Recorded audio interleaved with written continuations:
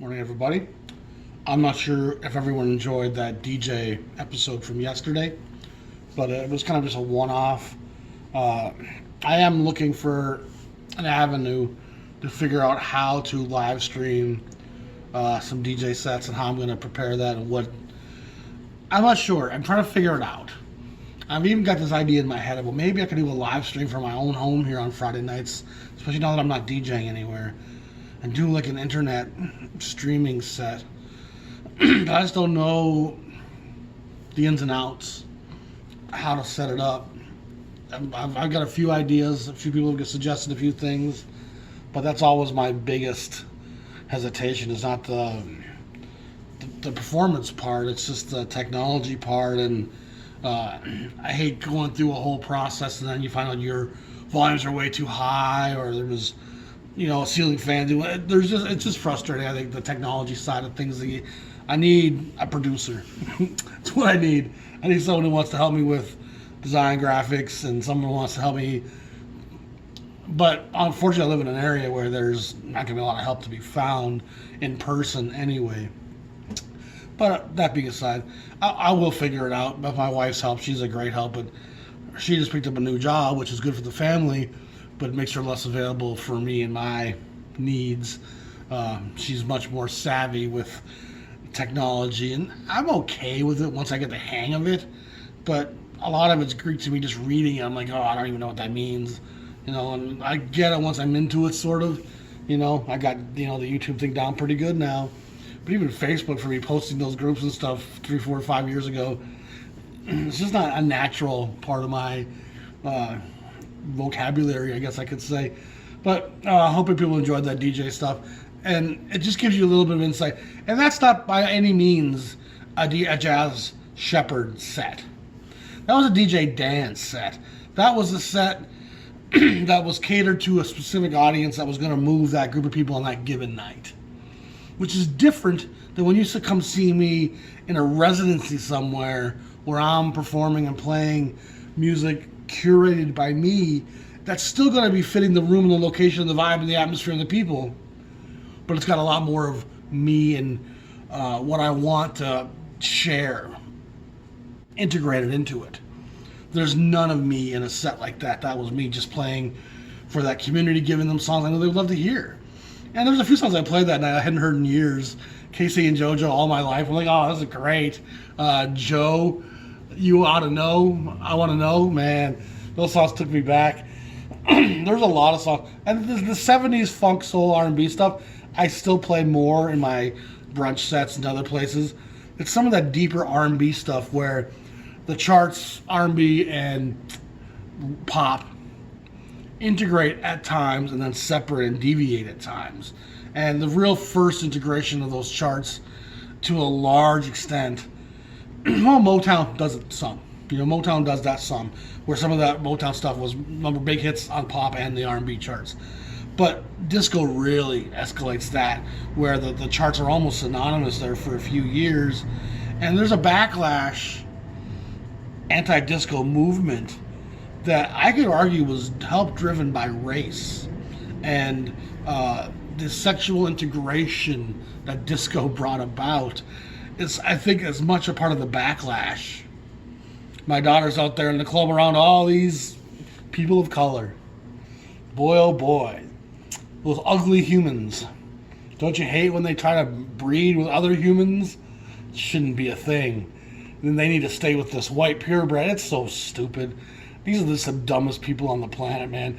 I mean, it's not like you even live in a country that's got thousands of years of heritage and culture to define you as something. We are, of any people, a mongrel people, here in the Americas. Unless your name is Running River, and you're Native American, you ain't got no heritage to speak of, brother. You come from a hodgepodge of places. Chances are even your grandparents aren't from the same part of Europe when they immigrated. One might have come 2 generations ago, one might have come 4 generations ago, one might have come last generation, this generation. It's so ridiculous, this idea of racial purity and racial isolation. It's not a thing. It's just so stupid. But that being said, I did enjoy making that episode. I took some photos and videos during the set. I should have taken more as it got a little crazier in the night and the dance floor was full. But by that time, I'm kind of more engaged, and you forget to take the photos and the videos, So what you got was a little mishmash that covers, some of the different decades of blackout music I was playing. But it's fun. It was a fun thing. But it doesn't represent the Jazz Shepherd, But there's still a lot of that stuff in there. It's very part of the Jazz Shepherd thing is the broad cupboard of knowledge of music that allows me to really do what I do. But that was very specifically catered to a specific group for sure. But I don't know. It was fun. I'm still looking for thoughts and ideas. And if the Jazz Shepherd was to do a live stream DJ set from his house on Friday nights, who would be interested in that? It would probably have to be a small fee service thing. And speaking of which, I'm paying for the podcast thing. So those of you who are enjoying the podcast, I'd appreciate it if you go to Patreon and throw me a few bucks a month. Because I'm right now paying for that out of my pocket. And there's no revenue coming in from that podcast at all at this point. It's still very in their initial stages.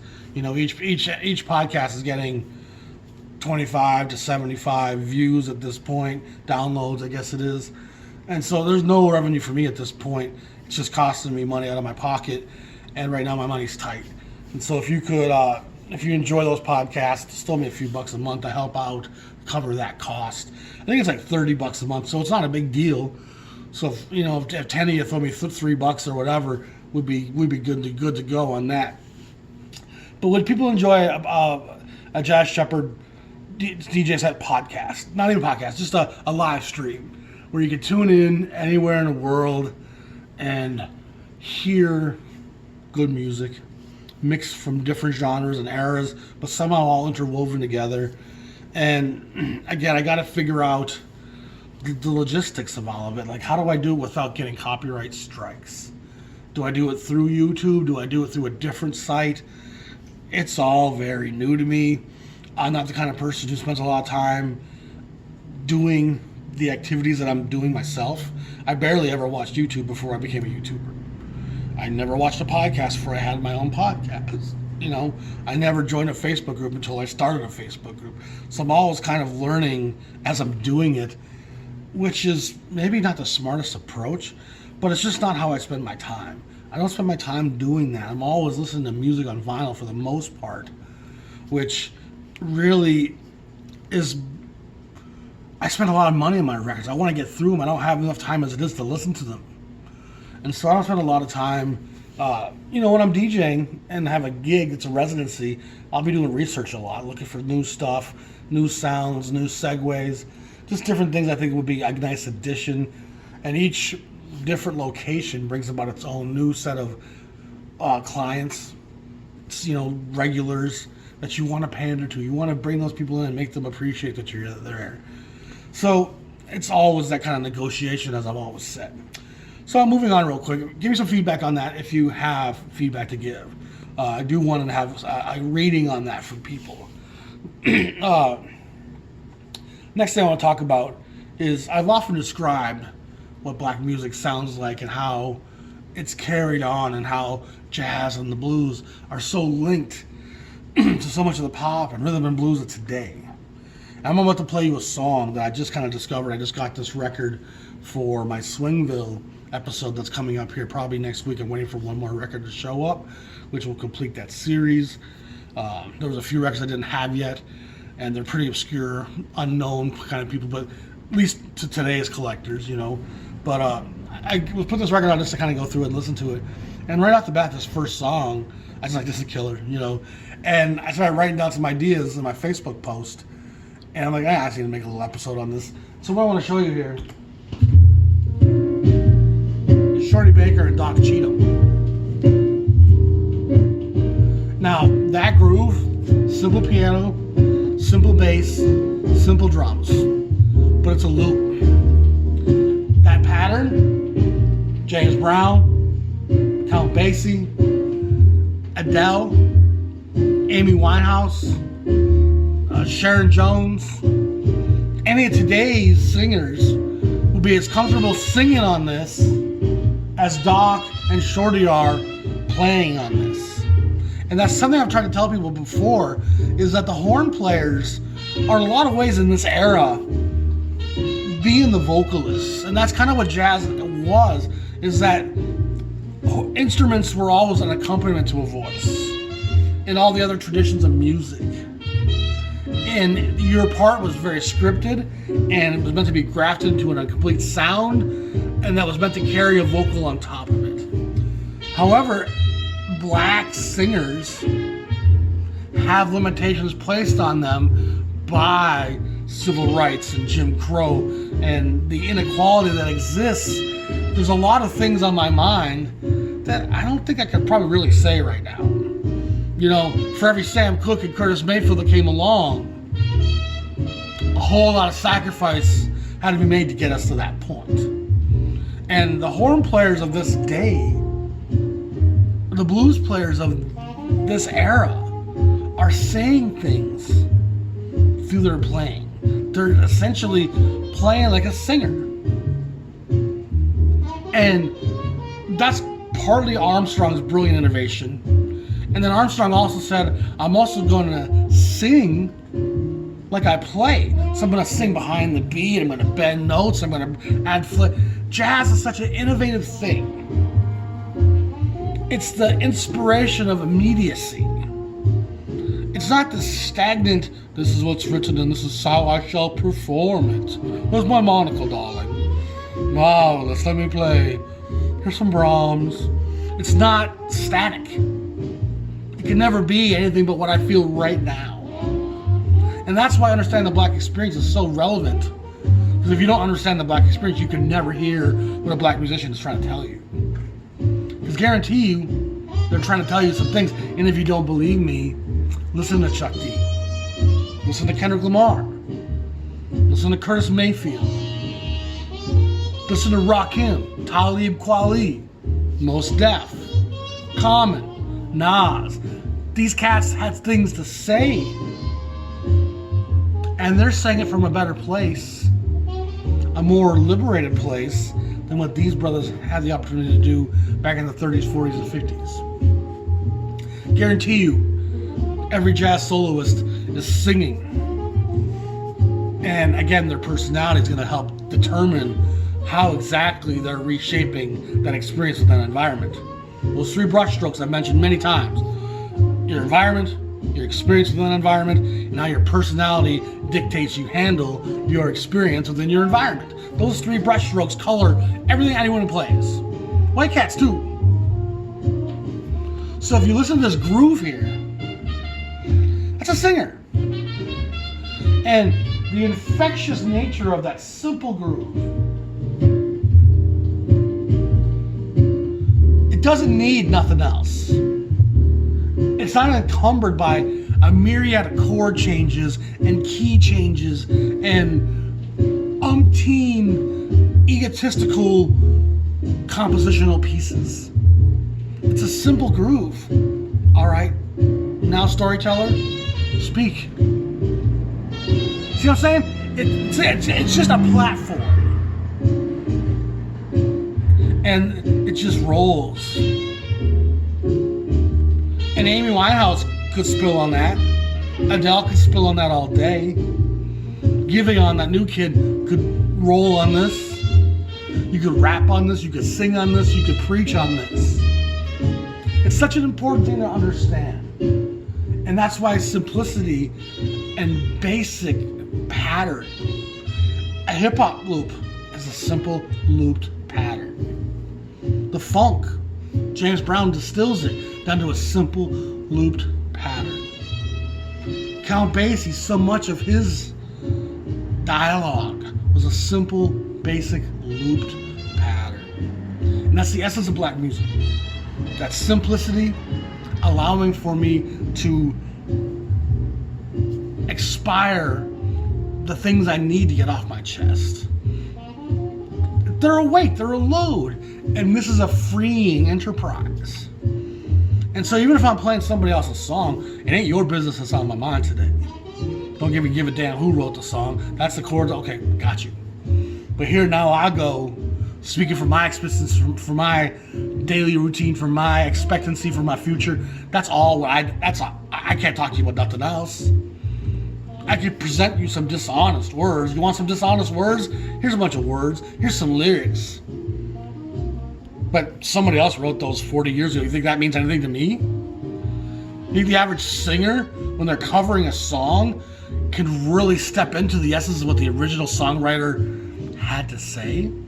So often it gets kind of slightly misconstrued, and the emotional context of that piece might have fit you the day you recorded it, but your life could have taken a big change. And so when you're playing that song live 2 years later, can you really step back into that emotional place when your life is different now and you don't feel that way?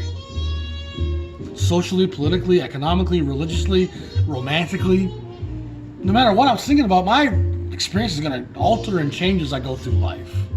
So if I have to represent that same word with that same meaning, even though I don't feel that way anymore, that's a great dishonesty. Words are very dishonest. Words rarely encapsulate how I really feel right now.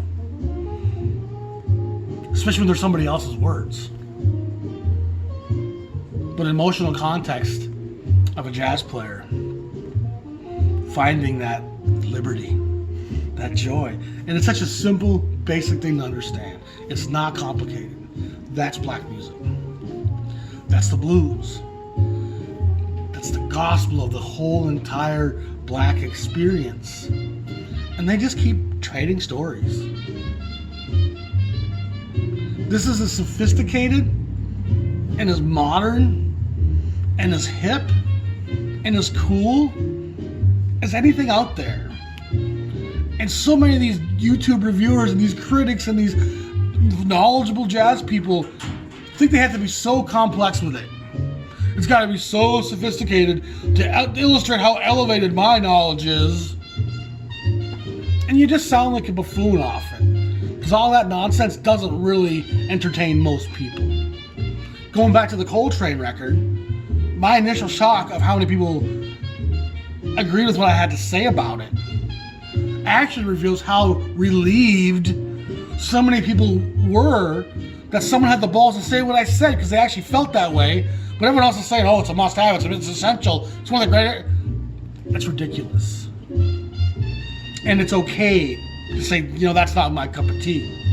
And any review of that record should always state, if you love the avant-garde free new thing movement, then you might really love this. Might not be the best sounding thing, but there's plenty of cacophony, plenty of honest screeching and just chaotic release of the vermin that ills them. But it's not for everybody. And so many people on my channel have agreed almost unanimously. And I think a lot were just relieved to hear it. The amount of people who in the comments who thank me for my honesty should tell a lot of you other YouTubers something. And something else I've kind of come to realize watching some YouTubers the last, and not just jazz, vinyl community stuff, just other YouTubers.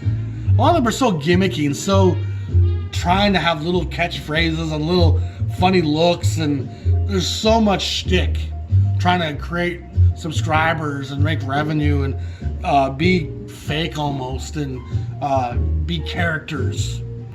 I realize I'm not really with the times. I'm not really doing how it's supposed to be done, I guess. You know what I mean? You're supposed to be kind of a buffoon and wear an orange wig and get people to notice you, and this channel's never going to be that. And I think most of the people who are here because it's not just some dumb kid trying to go viral with some sensationalized nonsense. It's real life talk about real life emotion, real life experience, real life history, and how it has a context that interweaves with all of our daily lives.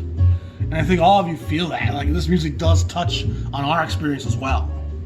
And it can be a medication for all of us. That's why jazz is such a wonderful thing, is it didn't just heal the player, it healed the people listening to the player. It brought a satisfaction to them as well, and a joy to them as well. So anyway, Doc Cheatham, Shorty Baker, that guy you hear much about. But I'm going to tell you right now, you can find this record for 20, 30 bucks. Far better than that Coltrane record. This is 10 times more essential and a must-have than all that chaotic nonsense. And I'm a big John Coltrane fan. Let's make no mistake about it here.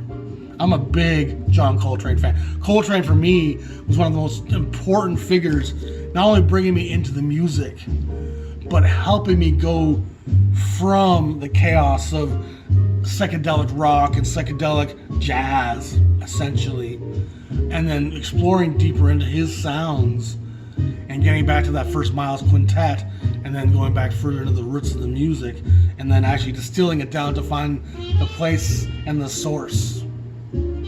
So Coltrane's a big part of my journey, and his journey was incredible, and you have to respect it.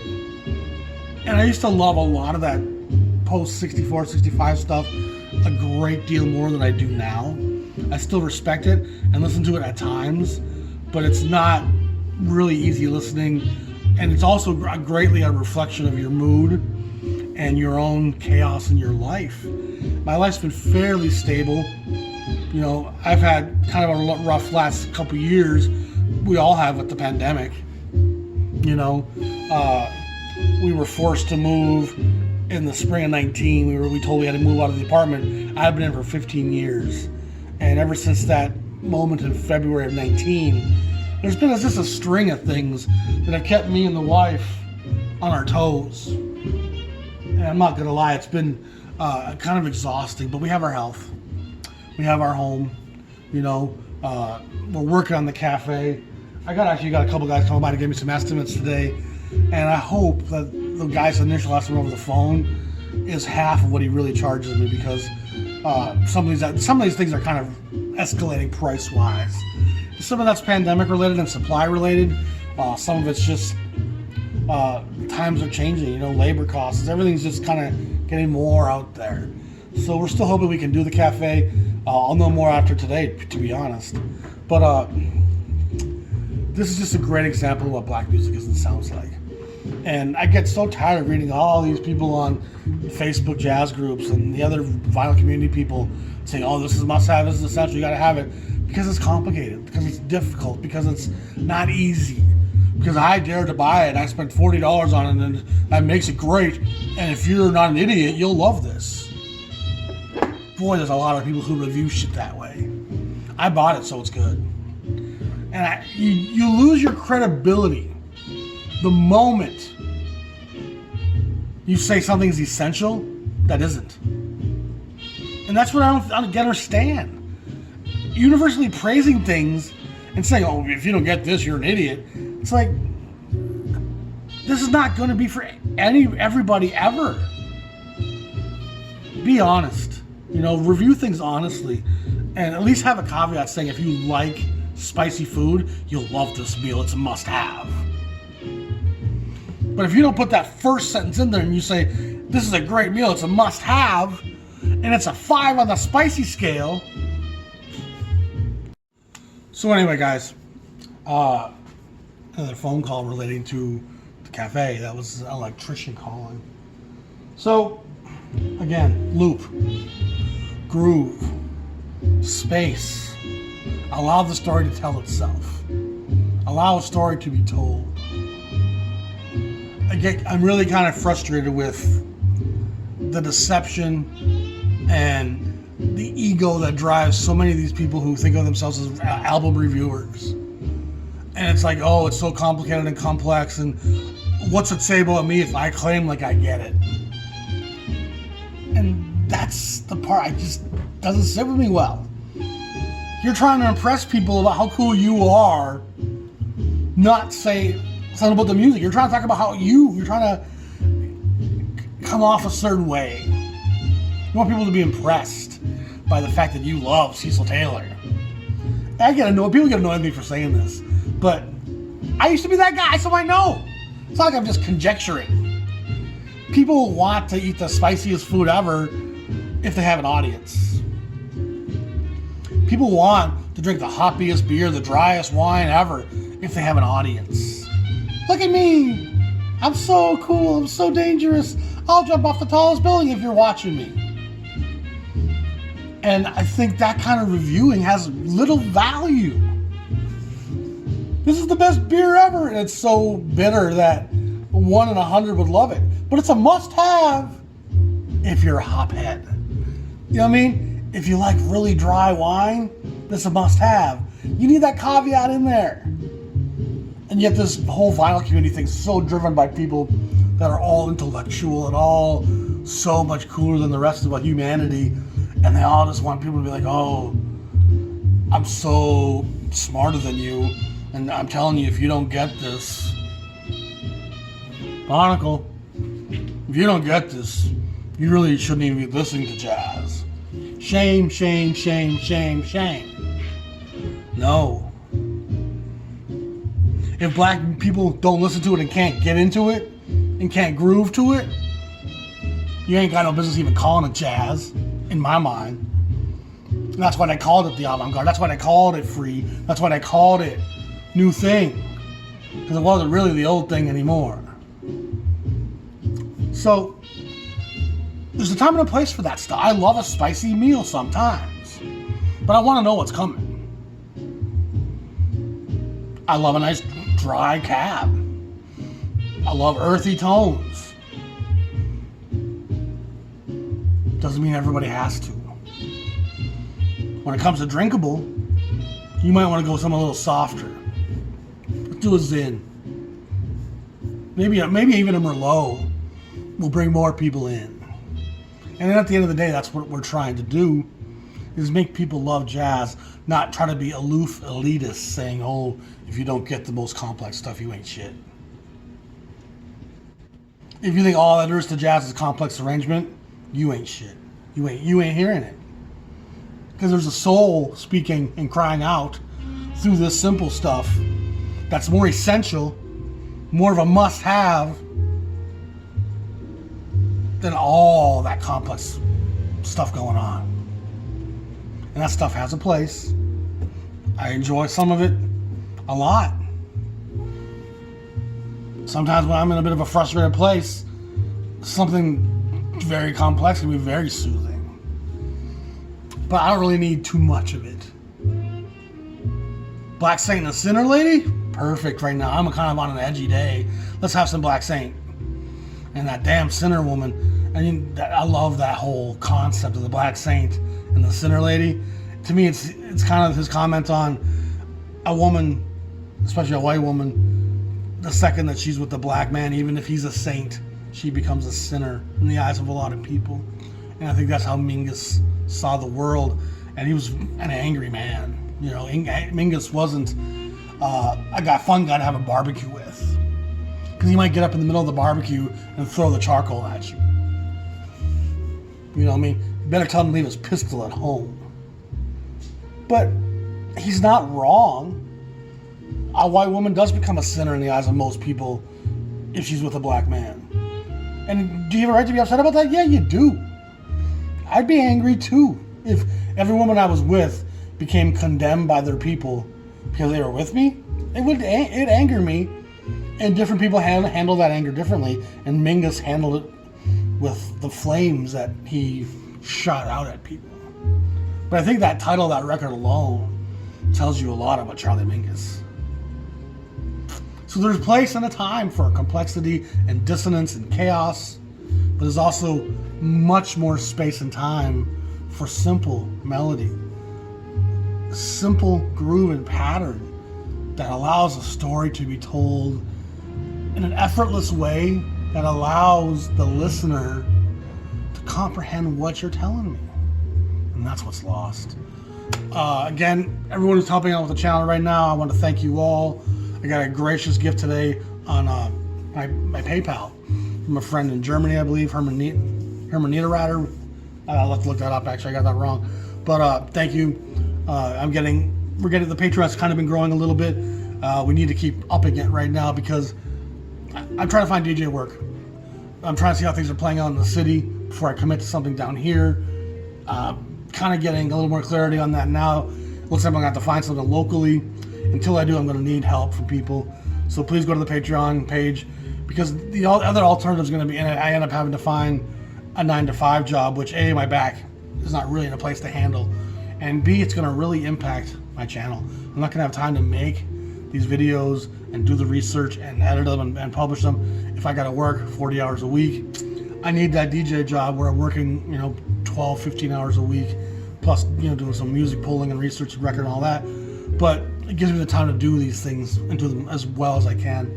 I would like to see my channel become more produced, polished graphically, and I dabble with it at times. And a lot of times when I don't have much time, I don't add any photos. I just kind of download it, load it up into my thing and publish it.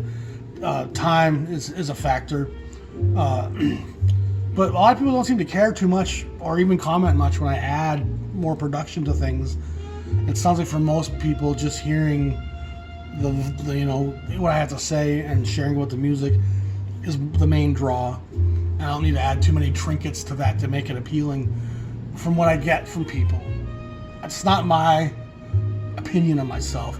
It's the opinion I've been getting from people is that what I'm saying and what I'm sharing, that's why they're here, not for fancy graphics and all, And I do want to add more of that stuff to make the channel look better.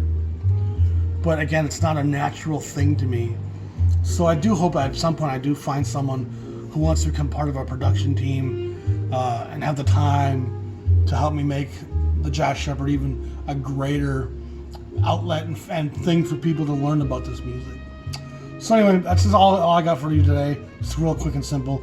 I got some fun stuff coming down the pike. Got some ideas about a Jazz Hall of Fame, and I'm still trying to figure out how I'm going to present that and exactly how I want to, I'm thinking about some things. So y'all be safe. If you don't want to go to Patreon, you can always email me or message me and send something through PayPal as a gift, or you can just go to the merchandise store and grab a hoodie, a t-shirt, a coffee mug, whatever you got. And if you don't have it, that's totally understandable too. I know there's other people struggling around the world, and we're not struggling yet, but we're trying to keep afloat. We're trying to keep caught up, and we're at that cusp right now. So everything's helping, and we're staying afloat. I'll be back on my feet at some point here. Obviously, it's just the way of nature. You got to do what you do. And I'm not really meant to go work at a gas station pumping gas. This is what I'm not supposed to be doing. My life confirms to this me every day that this channel, me DJing, me being out there, sharing, this is my niche. This is where I belong. And so things will work themselves out, and I will figure it out. But for the meantime, every little bit helps from people. So, and I don't want to really talk about money every time, but I have had some nice purchases out in the store as well, the merch store. So you got to kind of remind people of that stuff once in a while, and even more so right now. Anyway, y'all be safe. Have a great day. Listen to that jazz. Check out this Doc Cheatham Shorty Baker if you have a chance. I got some pretty good feedback on the Charlie Parker episode. I know some people went out and bought it. And one of the things I really kind of enjoy is I'm seeing a lot of echo.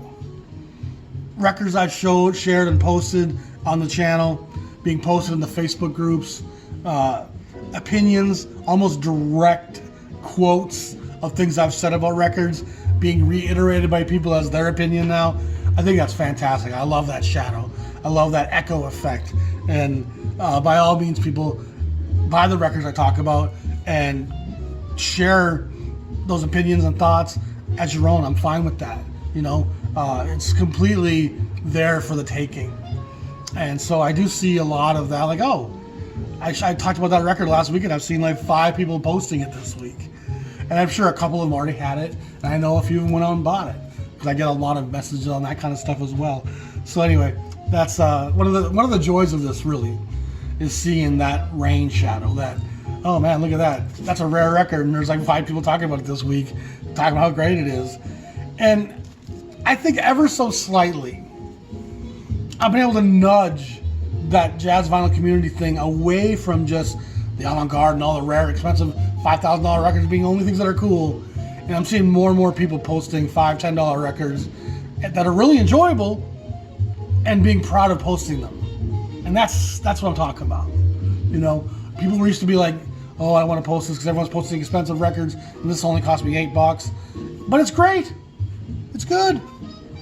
So I enjoy seeing that impact. You know, I feel like I've slightly been, I'm not saying I've had this tidal wave effect, but I've seen a slight nudging. My channel's not big enough to have impacted, you know, the entire whatever, but it's certainly impacting the immediate community, and people are starting to appreciate and value more the more common mainstream jazz that's middle of the road but fantastic, and it's also available. It's out there for great prices. You know, you don't have to spend $500 to have a great jazz record. In fact, you can buy a $500 bottle of wine that's not great, but you can get a great bottle of wine for $17. So I'm out. You have a great day. I've got some big things going on with the building today. Let's hope these estimates come in at good prices for us so we can make this thing happen. We'll talk to y'all soon. Peace.